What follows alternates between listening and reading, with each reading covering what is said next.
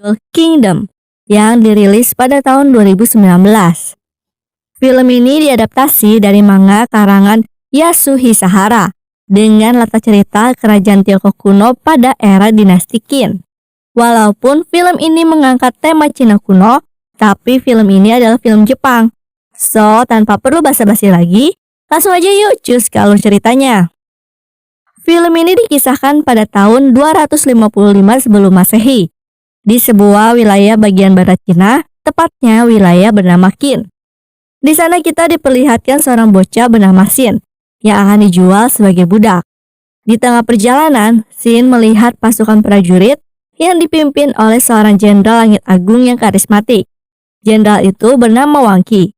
Dari sinilah Xin memiliki impian untuk menjadi seperti Wang Qi kelak.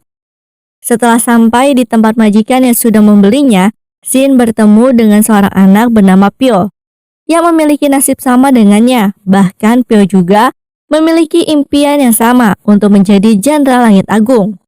Sejak saat itu, mereka pun memutuskan untuk berlatih pedang setiap harinya demi mewujudkan mimpi mereka. Hingga beberapa tahun berlalu, mereka pun sudah dewasa. Saat Xin dan Pyo latihan, seorang pria datang. Setelah mengawasi latihan mereka, pria tersebut bertanya, dari mana mereka mendapatkan teknik latihan pedang. Akan tetapi, Xin sepertinya tidak menyukai kehadiran pria tersebut, yang membuatnya langsung pergi meninggalkan mereka. Tetapi sebelum pergi, pria itu mengatakan kepada rekannya bahwa dia memiliki rencana dari pertemuan ini. Setibanya di rumah majikan, mereka kembali bertemu dengan pria tadi, yang ternyata adalah seorang menteri kerajaan. Pria itu bernama Wenjun. Ia datang dengan tujuan menawarkan Pyo bekerja di kerajaan. Di sana, Pyo sempat memohon agar Xin juga dibawa serta. Akan tetapi, Wenjun menolak karena yang dibutuhkan hanyalah satu orang. Karena hal ini merupakan kesempatan langka, akhirnya Pyo memutuskan untuk menerima tawaran dari Wenjun setelah mendapat support dari sahabatnya. Sebelum mereka berpisah, Xin dan Pyo mengadakan latihan untuk terakhir kalinya. Lalu Xin berjanji bahwa suatu saat dia akan menyusul Pyo. Setelah itu, Xin semakin giat berlatih setiap harinya. Ia berusaha lebih keras untuk dapat mewujudkan mimpinya. Hingga tiba suatu malam, Pyo kembali dalam kondisi terluka parah dan mengatakan kepada Xin bahwa di istana sedang terjadi kudeta kekuasaan yang dilakukan oleh adik sang raja. Saat ini dirinya juga dalam pengejaran oleh pasukan pemberontak. Sebelum tewas, Pyo meminta Xin untuk pergi ke suatu tempat dan menemui seseorang di sana. Xin segera pergi dengan membawa pedang milik Pyo untuk memenuhi permintaan terakhirnya. Sesampainya di sana, dia dikejutkan melihat Pyo yang masih hidup dan sedang menunggunya. Xin yang kebingungan pun meminta penjelasan dari Pyo. Tapi belum sempat mendapat penjelasan, mereka diserang oleh seseorang yang memiliki wajah seperti mutan, yang juga merupakan anggota pemberontakan. Dari sinilah terungkap bahwa orang yang ditemui Xin bukanlah Pyo, melainkan seorang raja di wilayah Qin bernama Yinseng. Ia memiliki wajah yang mirip dengan Pyo, dan tujuan Pyo dikirim ke istana adalah untuk menyamar sebagai Raja Yinseng agar dapat mengelabui musuh. Setelah mengetahui tujuan sebenarnya yang mengakibatkan tewasnya Pyo, Xin menjadi marah dan berencana menghabisi Raja Yinseng.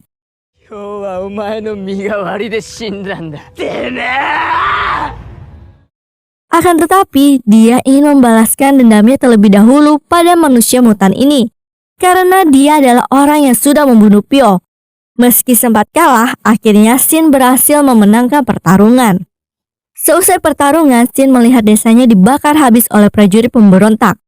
Setelah melihat itu, dia merubah niatnya yang semula akan membunuh Yinseng, menjadi ingin menghabisi semua pemberontak yang terlibat dalam pembunuhan Pyo. Sementara Yinseng sudah memiliki rencana untuk merebut kembali tahtanya. Saat mereka hendak meninggalkan tempat tersebut, seseorang yang menggunakan kostum burung hantu datang untuk menawarkan jasa sebagai penunjuk jalan pintas kepada Yinseng dengan meminta imbalan. Ternyata di balik kostum aneh itu ada seorang gadis suku pedalaman bernama Diao yang tinggal di gunung. Yinseng pun setuju dengan tawaran Diao dan akan memberinya imbalan, tapi nanti setelah dia berhasil merebut kembali tahtanya.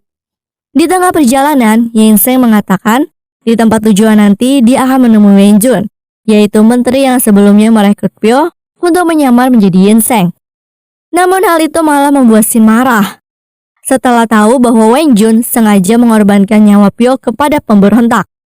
Kemudian Yinseng menjelaskan bahwa dirinya tidak memaksa Pyo untuk melakukan tugas tersebut, dan malah memberitahunya jika resiko yang akan dihadapi adalah kematian. Namun Pyo memilih untuk menerima tawaran tersebut dan berharap suatu saat dirinya akan dicatat dalam sejarah, layaknya Jenderal Langit Agung, walaupun dia harus tewas dalam menjalankan tugasnya. Akhirnya Shin memilih untuk meneruskan tekad Pyo dan membantu Yinseng merebut kembali tahtanya agar kematian Pyo tidaklah sia-sia.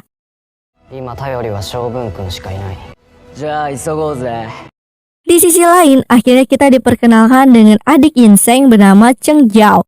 Dalam upayanya melakukan kudeta terhadap Yinseng, dia memerintahkan kepada anak buahnya untuk membunuh kakaknya sendiri demi mendapatkan kekuasaan penuh. Sementara itu, Yinseng, Shin, dan Diao berada dalam hutan bambu untuk meneruskan perjalanan. Tapi di tengah perjalanan, mereka mendapat rintangan dari seseorang yang diutus oleh Cheng Jiao untuk membunuh Yinseng. Shin pun menghadapi orang tersebut. Walaupun berhasil menang dalam pertarungan, tapi dirinya harus terkena racun yang membuatnya tak sadarkan diri. Beruntung lokasinya tak jauh dari tempat tujuan, sehingga nyawanya bisa tertolong. Setelah dibuatkan penawar racun oleh Diao, tak lama kemudian tempat mereka didatangi dan dikepung oleh beberapa prajurit. Ternyata mereka adalah Wenjun yang membawa serta beberapa pasukannya. Setelah itu Wenjun menceritakan bagaimana dia dan prajurit yang tetap setia terhadap Yinseng bisa sampai di sini. Setelah sebelumnya mereka terjebak perang, mereka memilih kabur dalam pertempuran karena jumlah pasukan jauh lebih sedikit dibandingkan pasukan pemberontak yang beraliansi dengan pasukan kerajaan tetangga. Lalu di dalam pertempuran, tiba-tiba Pyo muncul dan mengobarkan semangat para prajurit kerajaan, layaknya seorang jenderal. Walau pada akhirnya Pyo yang sedang melakukan penyamaran sebagai raja ini mengorbankan dirinya menjadi umpan agar Wenjun dan yang lainnya bisa selamat. Karena yang musuh incar hanyalah raja. Setelah mendengar cerita tersebut, Shin menjadi semakin antusias dan semakin bertekad melengsarkan Cheng Jiao. Tapi dengan pasukan yang jumlahnya hanya puluhan orang sangat mustahil untuk bisa merebut kembali kerajaan istana. Lalu Yinseng pun punya rencana untuk meminta bantuan dari suku pedalaman yang tinggal di gunung, karena mereka memiliki ribuan pasukan.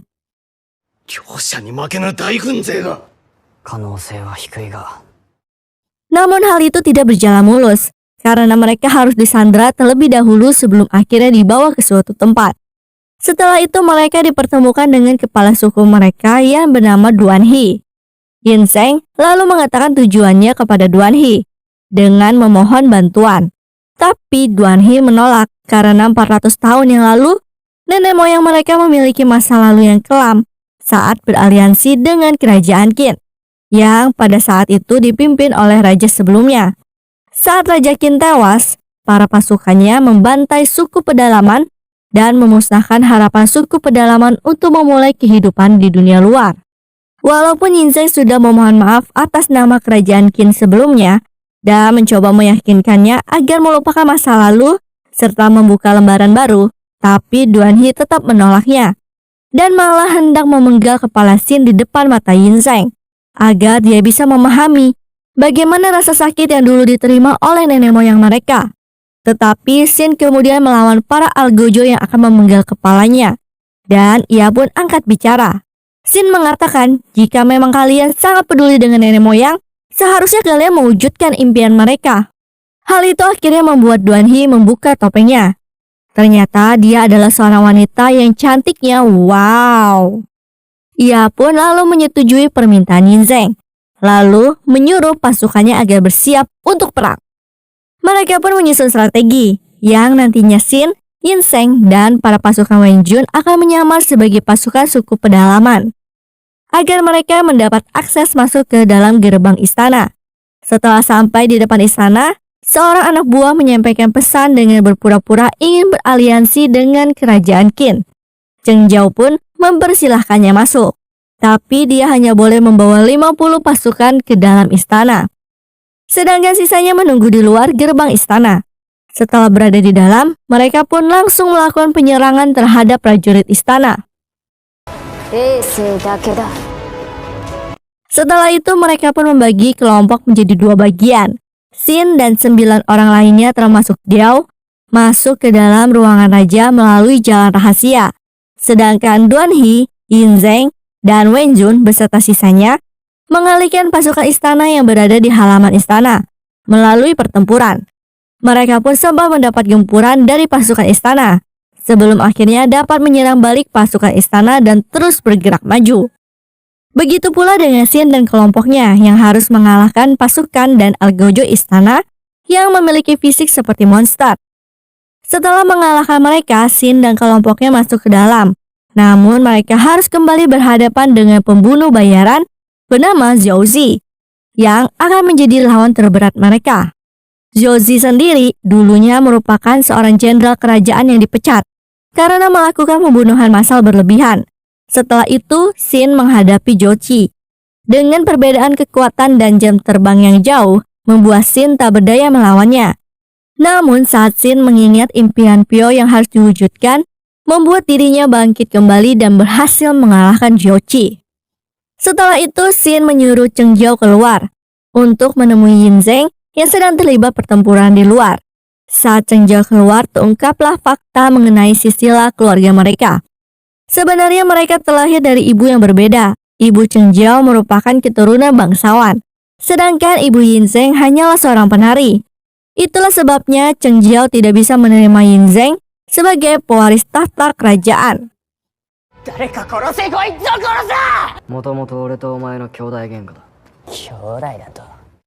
Dia menganggap derajat Yin Zheng lebih rendah darinya karena hanya memiliki setengah darah bangsawan.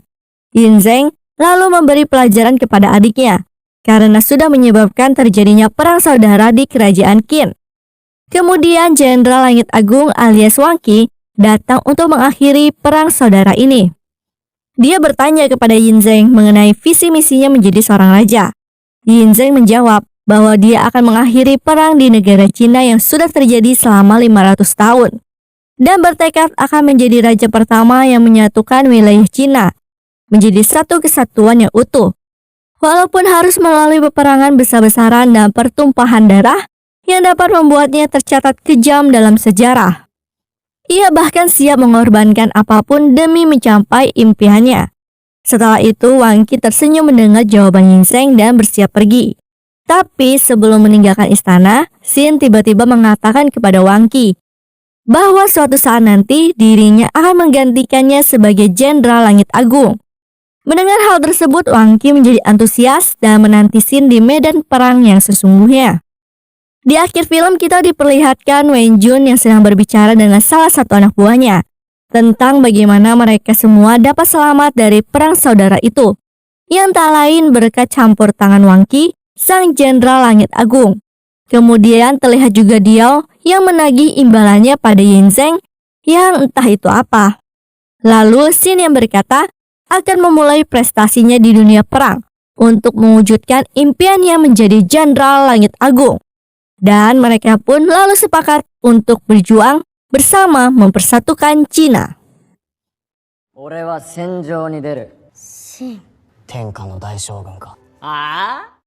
Pelajaran yang bisa kita ambil adalah jangan pernah berhenti bermimpi. Dan kejarlah mimpi itu dengan segenap kemampuan kita. Tapi jangan pakai jalan pintas dan kelicikan seperti Cheng Jiao ya. Oke deh guys, mungkin sampai di sini aja ya pembahasan film ini. Sampai bertemu lagi di